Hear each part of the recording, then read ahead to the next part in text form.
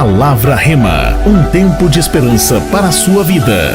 Pastor Rafael dos Anjos.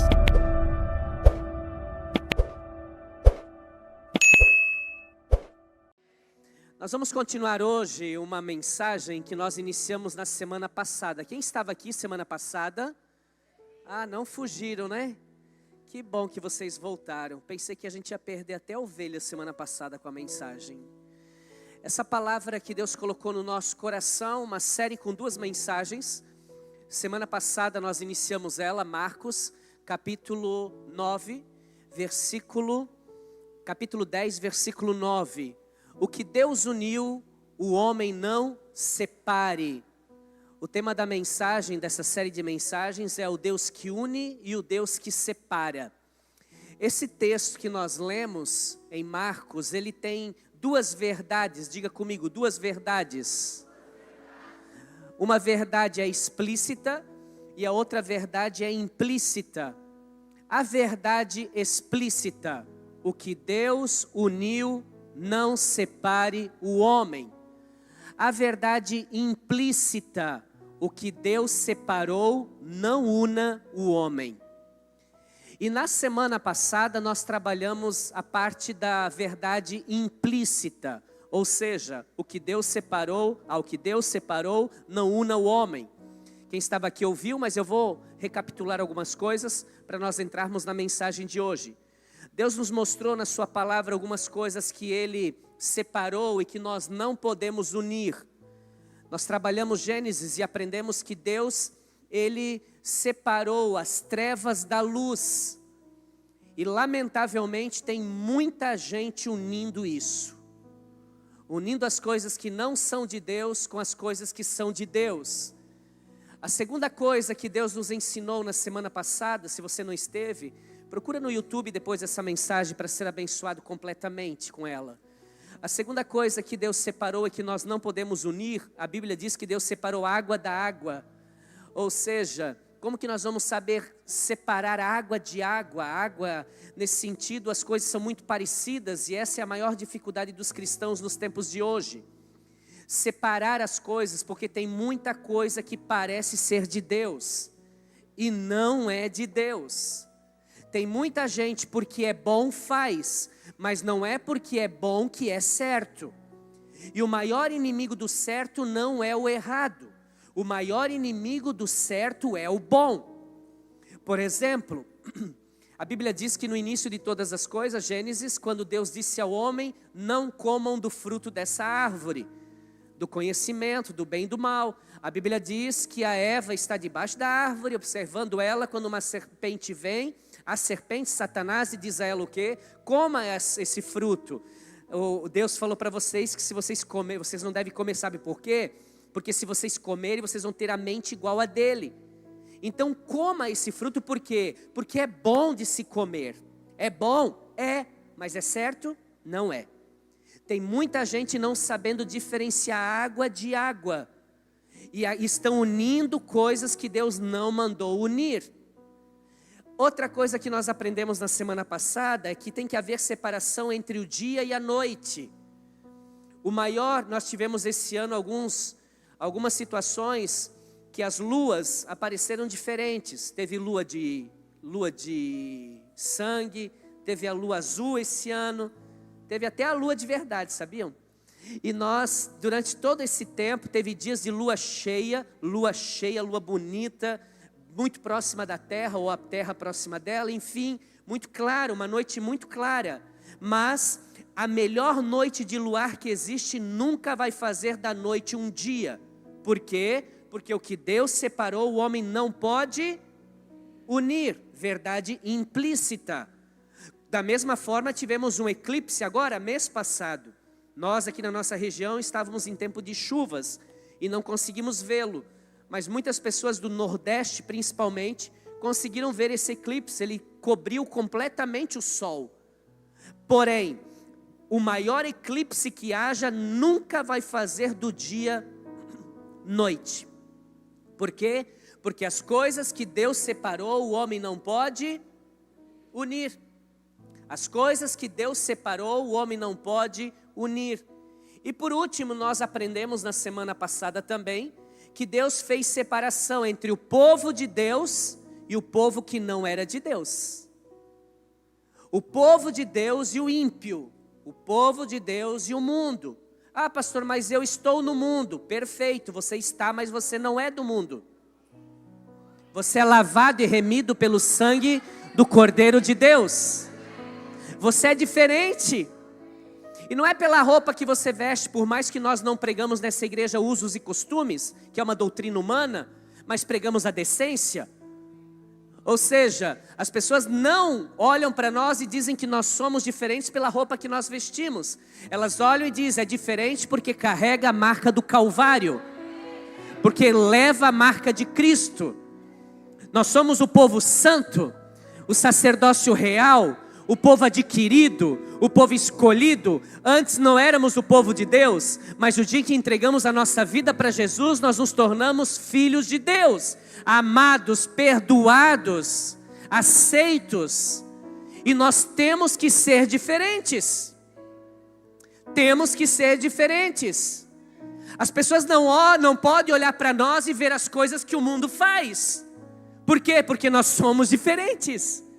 Deus disse, eu vou pegar o gado, quando uma das pragas veio sobre o Egito, eu vou pegar o gado de vocês e eu vou guardar o gado de vocês. Não vão morrer, porque do meu povo não vai perder nada, mas do Egito vai perder tudo.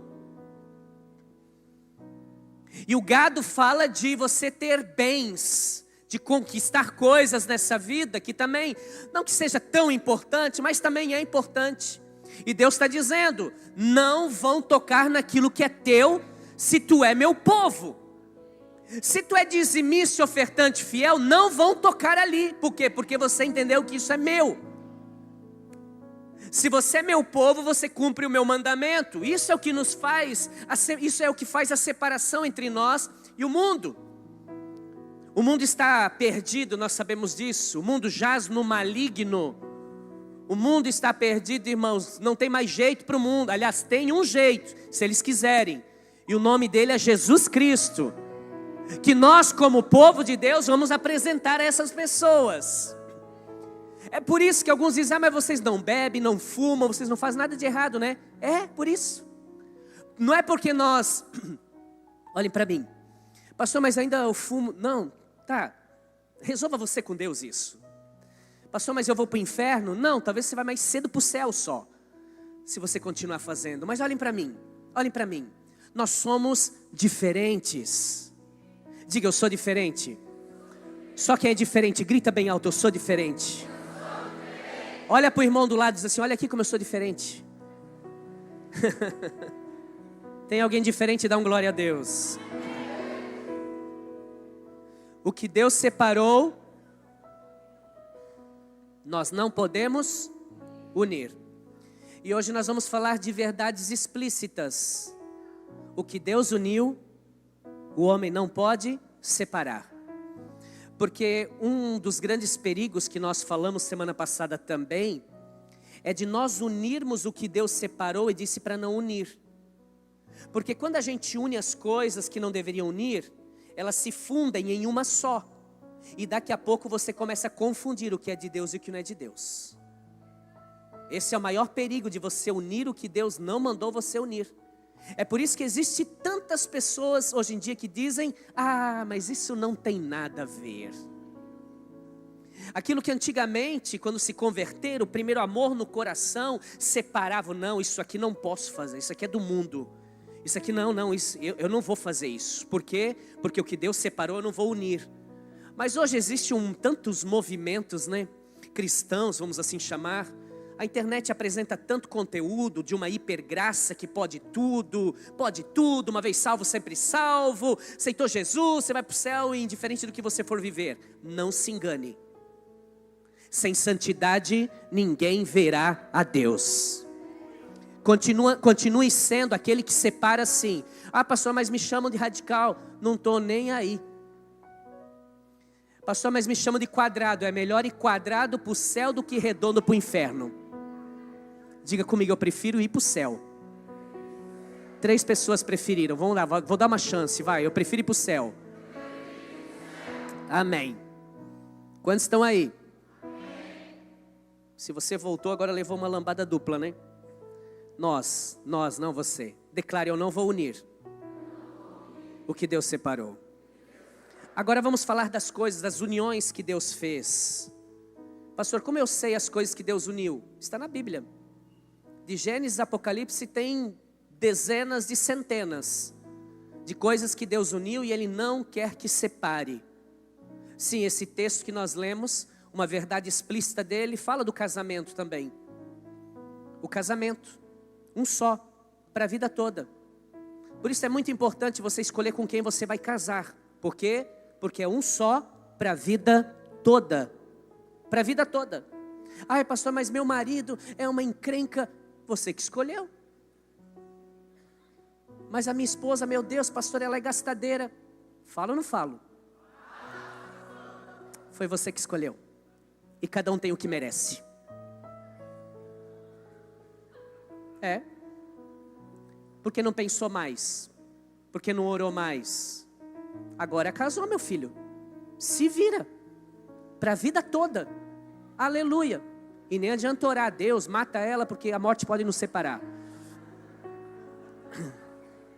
A Bíblia diz, a morte pode separar. Aí eu vou te falar que a Bíblia diz que seja fruto para o teu ventre as palavras que saem da tua boca. Ou seja, tudo que você fala para o outro acontece contigo. Pega ela. Ai, não quero mais que morre não, Senhor. Vive eternamente. Para ou continuo? Vamos lá, coisas que Deus uniu. Atos 6:4. Mas nós perseveraremos na oração e no ministério da palavra. Deus uniu a palavra dele com a tua oração. Deus uniu a palavra dele com a tua oração. Preste atenção. Sabe o que nós aprendemos aqui? Que não adianta você ficar 10 horas lendo a Bíblia e não ter momento de oração. Porque o que Deus uniu nós não podemos separar. Da mesma forma, não adianta você ficar a noite inteira em oração e a Bíblia fechada na tua casa. Pergunte por quê, pastor? Porque você já sabe. O que Deus uniu, o homem não pode separar. A oração e a palavra é comunicação vertical. O que é vertical? Vertical. O que é? Você não faltou nessa aula, você lembra? Horizontal, E a oração e a palavra é uma comunicação vertical, de forma ascendente e descendente.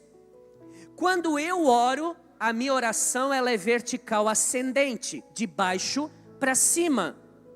Quando eu leio a palavra de Deus, é uma comunicação vertical descendente, é do alto para baixo.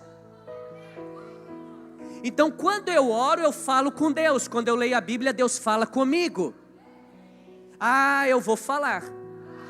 Para de ficar correndo atrás de profecia, meu irmão. Abre a Bíblia. Vai ler a Bíblia. Tem gente, pelo amor de Deus, não ora, fica correndo atrás de profeta. Liga para a irmã Mariquinha. Ô irmã, qual é a palavra de hoje? Um dia, meu Deus. Um dia eu estava no meu gabinete, chegou uma irmã, rodou na minha frente. Rodou mesmo. Doutora Shirlene, rodou. Entrou assim, ela marcou horário, não era da igreja. Posso conversar com o pastor Rafael? Manuela, a pastora, marcou um horário, ela entrou. No que ela entrou na sala, ela girou no manto assim, girou. E ela disse assim, qual é a palavra, profeta? Eu disse, senta aí que eu já vou te dar a palavra. Quem tu é? Me conta um pouco de ti. E ela começou a contar a vida dela. E no meio sempre ela perguntava, e a palavra varão? E a palavra varão? Eu disse, meu Deus, daqui a pouco ela vai receber uma cajadada aqui que ela vai ver a palavra. Para com isso, meu irmão. Aí eu tenho uma decisão para tomar. Eu vou correr lá para a irmãzinha para ver o que ela vai orar, para ver o que Deus vai falar. Vai orar você, abençoado. Eu vou falar tudo hoje aqui. Vou abrir um manto. Toma vergonha nessa tua cara. Fica ali. Não sei se eu vou fazer compra ou eu vou comprar uma bicicleta. Vou ligar para a irmãzinha. O irmão, um amigo meu, profeta, homem de Deus. Meu irmão, pensa num homem de Deus. Só que assim, a profecia dele ninguém quer ouvir para receber, ninguém quer parar para receber. Quando ele liga e diz assim, tem uma palavra para ti, É capaz de tu dizer assim para ele: pode ser ano que vem, irmão, deixa. Pode deixar, guarda para ti a palavra. Porque ele não é essa palavra que massageia o ego, nada disso. Toda vida que ele vem com uma palavra é Jeremias, é para chorar mesmo, é para arrebentar contigo. E Deus usa demais ele. É um amigo meu lá do Paraná, de Maringá, um amigo meu. E às vezes ele me liga, ele diz: pastor Rafael, eu quero remeter uma palavra para você. Eu digo: ai, manda, profeta. E vem a palavra, e amém, glória a Deus, para conserto, para crescimento, faz parte. E ele me contando uma história, ele dizendo assim: você sabe que aconteceu uma situação comigo? Ele falou, e a situação que aconteceu? E eu orei a Deus, e eu não tinha resposta de Deus. E fui para a palavra, não tinha resposta. Eu orei e disse para Deus assim: Deus, eu já contei isso aqui, Deus, eu vou lá na irmã Maria, porque a irmã Maria é uma mulher de Deus. É a única profeta que eu reconheço aqui nessa terra, Deus, como revelação. E se eu ir lá, eu sei que o Senhor vai falar comigo. E Deus falou com ele na hora. E disse assim, vai que eu vou usar a irmã Maria para falar contigo. Ele ficou todo faceiro. Ele disse, então eu vou mesmo, Deus. Aí Deus falou, vai, só que nunca mais eu falo contigo. Fica correndo atrás da irmã da Mariquinha. Fica correndo atrás de profeta para você ver, meu irmão. Não precisa. Se profeta quiser falar contigo, ele bate na porta da tua casa. Ele encontra o teu telefone, ele encontra o teu endereço. Se Deus quiser falar contigo, é assim que acontece. E Deus quer falar contigo, diga glória a Deus. Mas tá tudo aqui. Fechado é um livro, aberto é a boca de Deus falando ao teu coração. Aquilo que Deus uniu, não separe o homem. É oração, é leitura da palavra, diga amém. Se você lê a Bíblia e não ora, ou ora e não lê a Bíblia, um dos lados vai estar interrompido na sua ligação. Então é como se fosse um telefone, só vai funcionar de um lado. Se você só orar, só um telefone funciona. Se você ler a Bíblia, somente um telefone, só um lado do telefone funciona. Então nós precisamos fazer os dois lados funcionarem. Porque aquilo que Deus uniu, o homem não. Diga glória a Deus. Então nós entendemos aqui que existem duas tentações. Quantas? Duas. Quais são as tentações? Primeiro, de ler muito a palavra e não orar.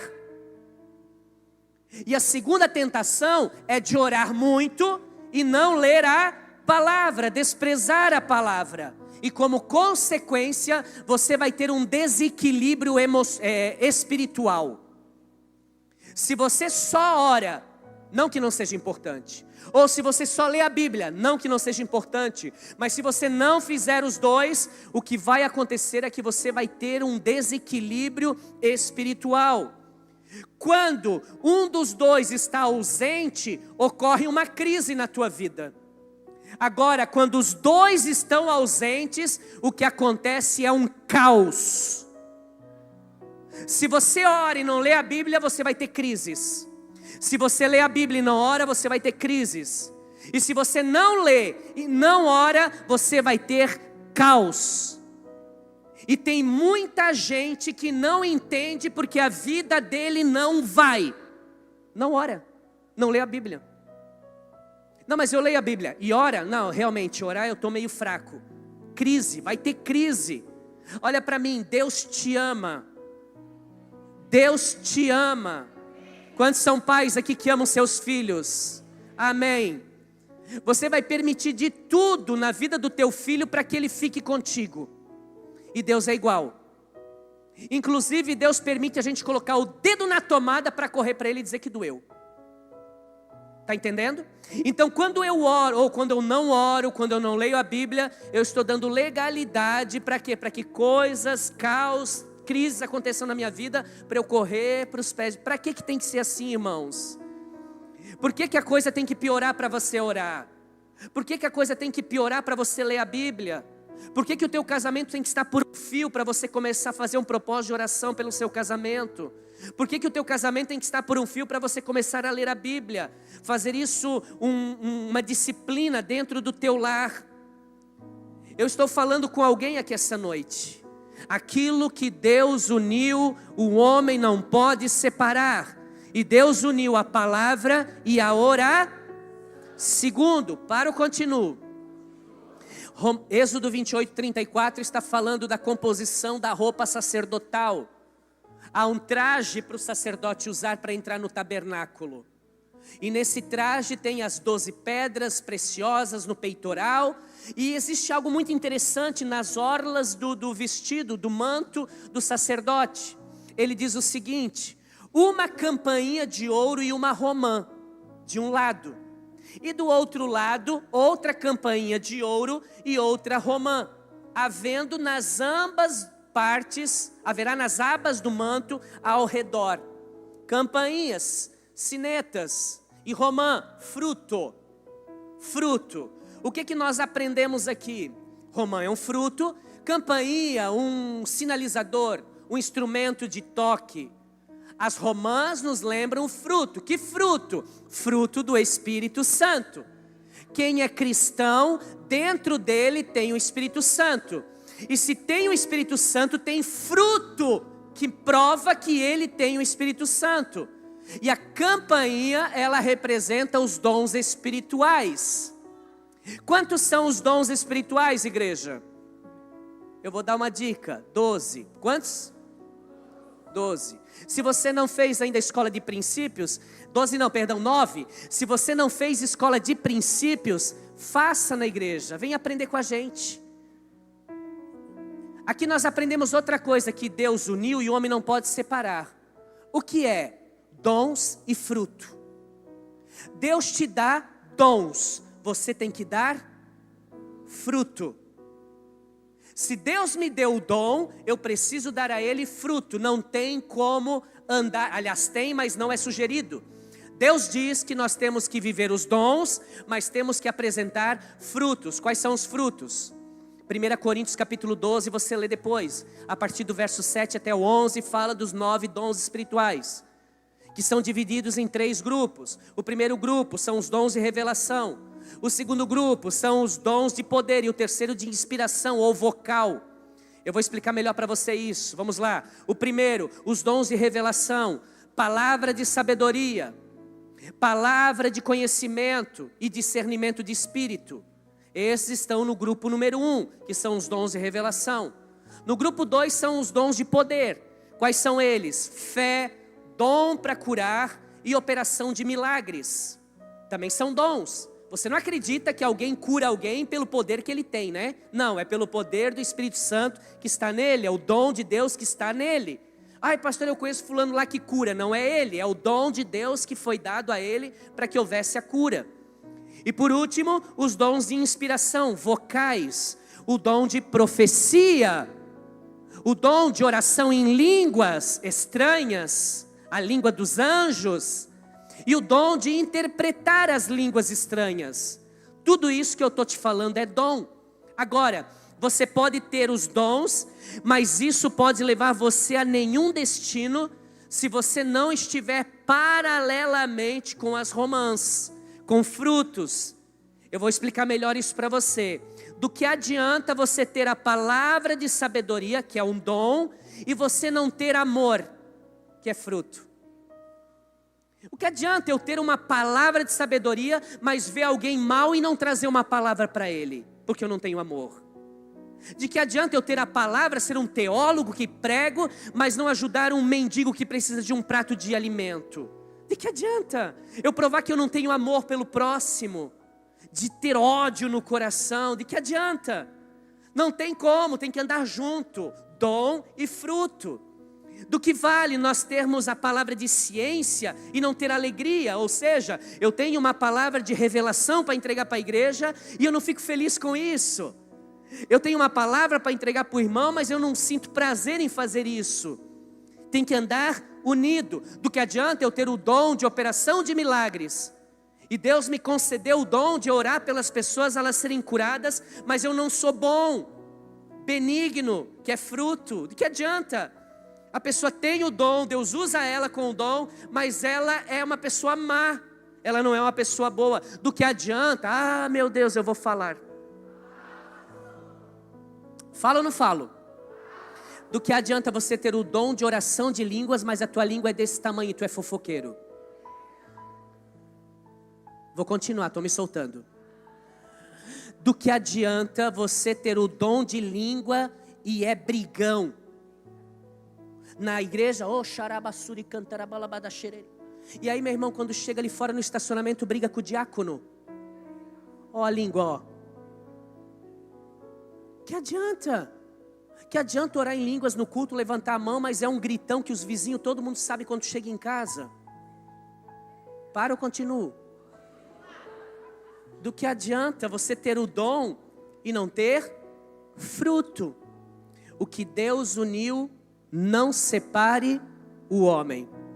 Há pessoas que dão um valor extraordinário aos dons, e tem que dar mesmo, porque se a igreja perder os dons, ela perde quase tudo. É importante uma igreja se manter avivada, e quando ela perde os dons, ela deixa de ser avivada. Existe uma linha teológica de muitas igrejas, inclusive nessa cidade, há algumas que creem nisso, que é o movimento cessacionista, ou seja, os dons aconteceram nos tempos de Cristo, hoje não acontece mais. As manifestações do Espírito Santo já aconteceram, hoje não acontecem mais. As curas já aconteceram, hoje não acontecem mais. Meu Deus, pastor, tem gente que prega. Tem, eles só não pregam do altar, mas é isso que eles creem. E infelizmente, ingenuamente, você entra numa igreja, ouve a palavra, gosta da palavra, mas não sabe a realidade teológica daquela igreja. Se você acredita que os dons cessaram, eu lamento te informar, mas essa igreja não crê nisso. Nós cremos que os dons, eles continuam. Nós cremos que a cura continua. Nós cremos naquilo que Jesus diz, que esses sinais acompanhariam aqueles que nele creem. E nós vamos expulsar demônios, nós vamos curar os enfermos, nós vamos libertar os cativos. Nós continuamos crendo nisso. Nós continuamos crendo que existe o batismo no Espírito Santo, e que pessoas oram em outras línguas e que outras profetizam. Nós cremos nesses dons. Essa igreja crê nisso. Agora, entenda e guarde isso no seu coração. Uma igreja, ela pode até ter dons, mas se ela não produzir frutos, ela vai ser cortada e lançada fora. É por isso que a Bíblia diz: muitos chegarão naquele dia e vão dizer: eu expulsei demônios, dom. Eu orei em línguas, dom. Eu preguei, dom. E Deus vai dizer: sai daqui porque eu não te conheço. Ou seja, ele foi usado na terra com os dons, mas ele não tinha fruto. Isso é muito forte, igreja. Guarde isso. Árvore que não produz frutos será cortada e lançada no fogo. Mateus 7, versículo 9. Quem diz isso? 19. Jesus diz isso aqui. Ou seja, você precisa guardar isso no seu coração. Você nunca será retirado de uma árvore por não estar utilizando os dons. Mas se você não tiver fruto, você é cortado do rebanho de Deus, do povo de Deus. Então tem que estar junto. Eu tenho que usar os dons que Deus me deu. Deus me deu, está em mim, está aqui dentro. É dele em mim para uma função na obra de Deus. Mas eu preciso entregar para Deus frutos. Terceiro, o que Deus uniu não separe o homem. Tiago 2, 17 e 18. Assim também a fé, se não tiver obras, é morta por si mesma. Assim também a fé, se não tiver obras, é morta em si mesma. Mas dirá alguém: tu tens fé e eu tenho obras. Mostra-me a tua fé sem as tuas obras, e eu te mostrarei a minha fé pelas minhas obras. Deus uniu obras e fé. Calma. Deus uniu fé e obras. E essas obras não são anteriores à salvação, são posteriores. No dia que você aceita Jesus, você tem que provar, você tem que mostrar a Deus que você tem fé e que você tem obras. Pastor, mas o que eu fiz antes de Jesus? Deixa eu ler para você, Tito 3,5. Não por obras de justiça que houvéssemos feito, mas segundo a sua misericórdia, Ele nos salvou mediante a lavagem da regeneração e da renovação pelo Espírito Santo. Resumindo, As obras que produzimos antes de Jesus entrar na nossa vida não vale nada. Pastor, mas eu fiquei feliz de poder abençoar. Eu não estou falando disso. Estou falando no plano de salvação. Olha para mim, por favor, preste atenção, redobre a sua atenção. Ninguém será salvo por fazer alguma coisa. Nós somos salvos em viver em santidade por ter aceito Jesus, por aquilo que Jesus fez por nós na cruz do Calvário. Isso é a graça. Não é o sacolão que você dá que vai te salvar. Todo final do ano eu faço um sacolão e entrego para as famílias pobres. Faz bem. É isso mesmo, isso é obra, mas isso não vai te salvar. Isso tem que andar junto com a tua fé. Das pessoas olharem e dizer, tu é crente? Sou, me prova. Não, eu não preciso provar muita coisa. Eu só posso dizer para ti que Jesus morreu por mim na cruz. Eu reconheço esse sacrifício, eu vivo a minha vida direita e eu ajudo, eu dou, eu abençoo pessoas também. Pronto. Pastor, o que você está falando é muito sério. Está dizendo que o que eu faço, por favor, igreja, eu estou falando com uma igreja muito inteligente essa noite. Obrigado pelo teu entusiasmo. Apocalipse, capítulo 2, versículo 13. Eu conheço as tuas obras, tu não negou a minha fé, a tua fé. Deus está dizendo, a tua fé prova, as tuas obras provam a tua fé. Mostram que você é cristão. Aonde houver fé, tem que haver o testemunho das obras. Tem que haver testemunhos. Ei, guarda isso. Deus está de olho na tua fé. O mundo está de olho nas tuas obras. O que você faz, como você se comporta, o que você ajuda. As pessoas estão de olho em ti, sim. Nós não somos de tocar trombeta. Outro dia veio uma pessoa conversar comigo aqui da cidade, uma pessoa muito influente. E ele sentou comigo e nós começamos a conversar. E eu falei para ele sobre o nosso trabalho social. E ele disse assim, nossa, pastor Rafael, eu nem sabia que vocês faziam estudo. Eu disse, pois é, a gente não fica tocando trombeta. Deveria. Porque o mundo precisa saber o que essa igreja faz nessa terra. Nós não fazemos porque as pessoas são tão maldosas. E quem não faz sempre critica quem faz. Você já viu? Tudo bem, tem alguns que se aproveitam também. E eles fazem uma doação, então tiram fotos, publicam. E o que tem de errado nisso? Mas o que a mão direita dá, a esquerda não precisa saber. Não, você está falando isso porque você não faz o que ele faz. Porque quem faz, amém. E se ele mostra ou não mostra, o problema é dele. Se nós podemos criticar alguém que faz, meu irmão, é porque nós fazemos mais e melhor. Senão não fale nada.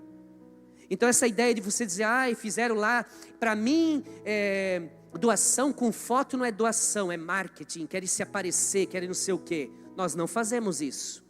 Nós fazemos alguns storyzinhos ali do Mercado Solidário, da Escola de Dança das Crianças, dos cursos que nós estamos promovendo gratuitamente a toda a sociedade, atendimentos de profissionais, médicos, psicólogos, advogados, que vamos começar a atender em breve também a comunidade.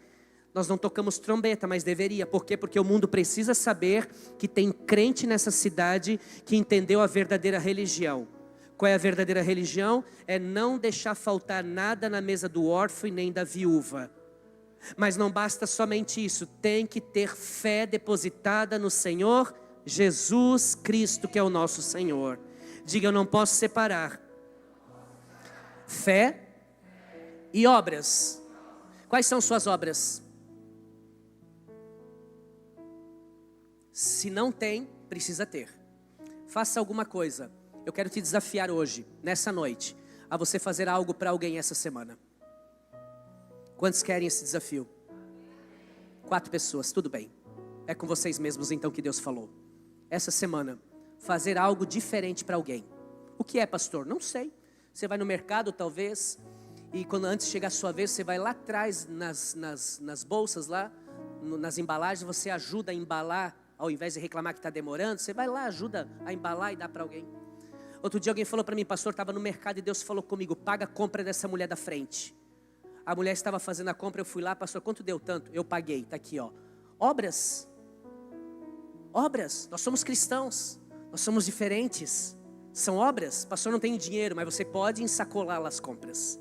Mas você pode chegar, bater na campainha do seu vizinho e dizer assim, ó, posso fazer uma oração por você?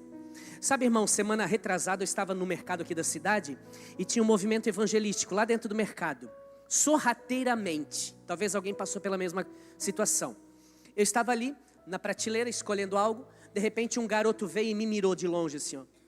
Quando ele olhou, ele disse assim, só estava eu no corredor, ele falou, eu posso fazer uma oração por você? Eu disse, agora. Dei a minha mão para ele assim, agora, pode orar. Ele pegou na minha mão e começou a orar. Deus abençoe esse irmão, que o Senhor abra as portas. Enfim, me abençoou. Quando acabou de me abençoar, eu dei um abraço nele e disse assim, ó, Deus te abençoe, continue fazendo isso, filho. Ele disse, eu sou do Paraguai. Uma missão lá do Paraguai que está aqui na Redondeza agora, entrando nos mercados e fazendo evangelismo dentro do mercado. E ele com uma sacola na mão, disse, o que você tem aí dentro? Ele disse, eu tenho livros missionários. Eu disse, me dá uns 2, 3 aí. Quanto custa? Não, é uma oferta missionária. Aí eu dei uma oferta para ele. Irmãos, nós temos que fazer a diferença. Aonde nós estivermos, nós não podemos perder a oportunidade. Diga glória a Deus. Bota a mão, coloque a mão no ombro do seu irmão aí do seu lado e diga para ele, meu irmão, eu te abençoo em nome de Jesus. Posso ouvir um amém? Vamos fazer algo essa semana. Paga um lanche para alguém. Se você não tiver ninguém, me procura depois. Deus está falando. Aleluia. É só falar de comida que o povo se agita. Paga um lanche. Pode ser hoje, depois do culto. A semana começa no domingo, não é? Vamos fazer uma coisa de diferente. Manda uma mensagem para alguém que há muito tempo você não fala com ele. Diga o quanto ele é importante para você, o quanto ele é importante para Jesus. Fala, irmão. Vamos realmente mostrar obras. Não é só dizer que nós temos um Jesus e ficar encavernado. Não, vamos sair para fora, igreja é isso. Vamos sair para fora. Vamos fazer a diferença em nome de Jesus, amém? Até porque sair para dentro não dá, né? Vamos sair para fora. O último, para fechar com chave de ouro. Jeremias 10, 12. Deus fez a terra pelo seu poder, estabeleceu o mundo por sua sabedoria e com a sua inteligência estendeu os céus. 1 Coríntios 1, 24. Mas para os que são chamados, tanto judeus como gregos, pregamos a Cristo, poder de Deus e sabedoria de Deus. Aquilo que Deus uniu, o homem não separe. O que Deus uniu, sabedoria e poder. Sabedoria e poder. O que está acontecendo com muitos é que eles estão separando a sabedoria do poder. Tem muita gente, outro dia, já faz muitos anos, alguém chegou para mim e disse, ai pastor, eu fui lá no congresso de missões lá, meu Deus pastor, pensa, era o céu na terra, um poder, uma glória, todo mundo caindo, meu Deus do céu, foi incrível, foi maravilhoso. Eu olhei para ele, qual foi a palavra? Ele falou, não teve, eu disse, tudo bem, o poder é importante demais, mas não pode separar a sabedoria da palavra com o poder de Deus, não tem como separar. Não pode separar. Então nós não podemos desprezar a sabedoria e não podemos desprezar o poder. Temos que ser cheios do poder de Deus, mas não podemos perder a sabedoria.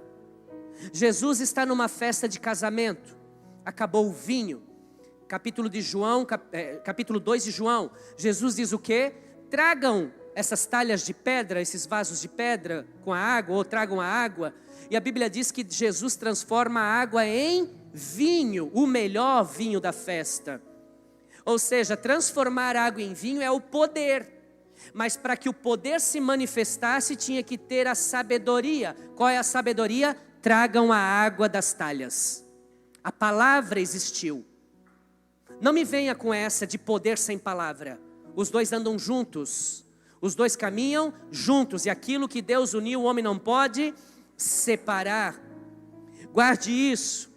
Poder sem sabedoria conduz ao fanatismo. E sabedoria sem poder conduz ao formalismo, ao legalismo. Eu fiz 3 faculdades de teologia. E hoje a perdição de muita gente, infelizmente, é fazer a faculdade de teologia. Alguns, a pior coisa que existe é isso. Por quê? Porque vão aprender tanto da letra que vão se esquecer do poder. E daqui a pouco tudo ele conhece a Bíblia de capa a capa, sabe a geografia completa da Bíblia, sabe tudo, mas já não há mais essência, não há unção naquilo que ele fala. Se torna um palestrante. É bonito ouvir ele, é agradável ouvir ele, mas não transforma a vida, porque o que transforma é o poder.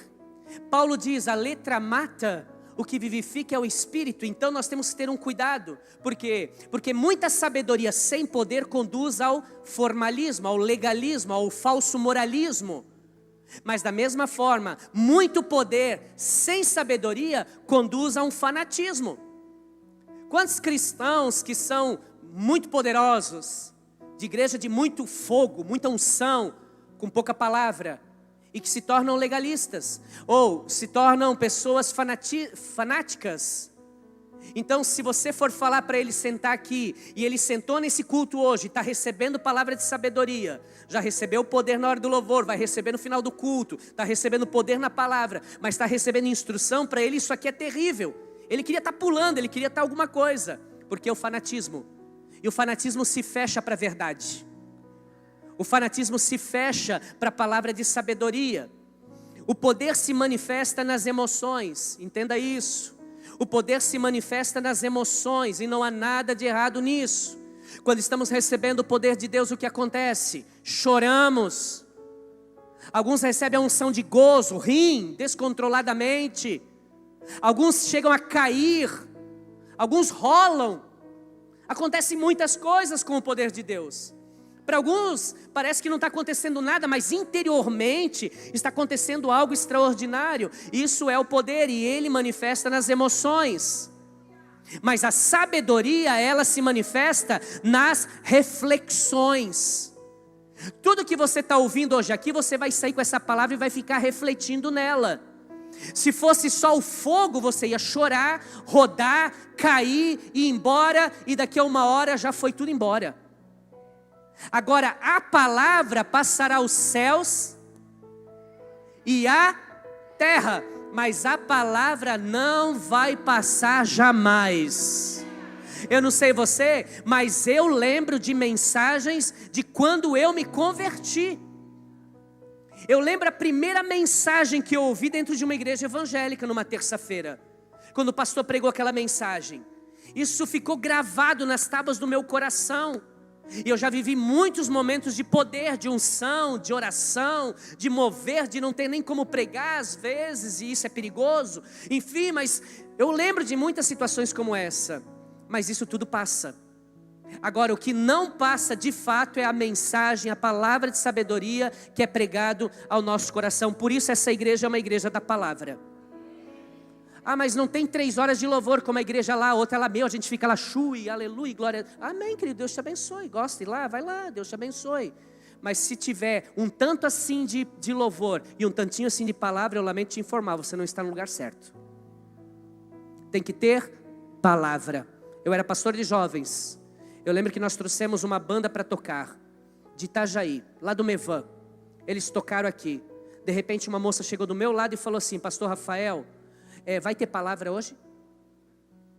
Eu disse, vai, irmã. E me alegrou tanto o coração. Sabe por quê? Porque é um povo que entende que além do louvor, que é extremamente necessário para que o poder se manifeste, o louvor vem à frente, abrindo os caminhos, levando toda a igreja à adoração para receber o poder de Deus. E aí Deus vem com a sua palavra para selar um culto a Ele. O louvor ascendente, a palavra descendente. O poder se manifesta nas emoções, a sabedoria nas reflexões. Poder sem sabedoria não edifica em nada. Poder sem palavra não edifica nada. Sabedoria sem poder não convence nada. Quem te convence? O poder de Deus, através da palavra. Eu poderia ficar a noite inteira pregando para você, mas se não fosse o poder do Espírito Santo para te convencer, não valeria absolutamente nada. Por que existem milagres na igreja? Poder. Para convencer as pessoas que realmente existe algo de diferente aqui. E por que existe a palavra? para que as pessoas se convertam. O poder é para convencer, a palavra é para converter. E por isso tem muita gente convencida, porque só recebe o poder, não recebe a palavra. A prova é que qualquer vento que acontece de avivamento por aí, ele vai para lá. Ele corre para cá, ele corre para lá, ele corre para lá, ele pula para cá, vem para cá. Você não precisa disso. Você precisa estar num lugar como esse, onde você recebe o poder de Deus e recebe instrução para transformar a história da tua vida em nome de Jesus. Diga amém. Eu quero profetizar sobre a tua vida. Esses serão dias de poder e de sabedoria. Vai surgir um avivamento de sabedoria, de despertamento e de poder na tua vida, em nome de Jesus. Levanta a mão direita e diga: Senhor, eu busco sabedoria e na mesma medida eu busco poder. Diga assim: o que Deus uniu, eu não vou separar. Vamos ficar de pé, igreja?